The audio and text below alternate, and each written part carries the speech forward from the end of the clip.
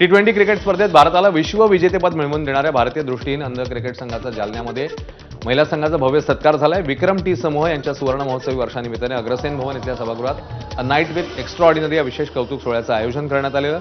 या कार्यक्रमात विक्रम टी समूहाच्या वतीने भारतीय महिला अंध क्रिकेट संघाला प्रोत्साहनपर बक्षीस म्हणून 11 लाख रुपयांचा निधी हा प्रदान करण्यात आला।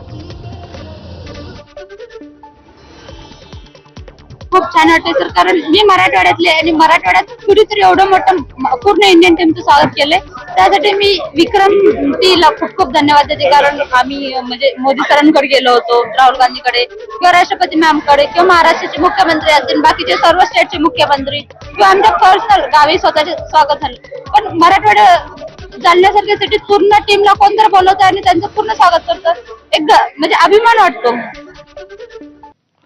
2024-25 या वर्षात भाजपला इलेक्टोरल बॉन्डच्या माध्यमातून 3112 कोटी रुपये देणगी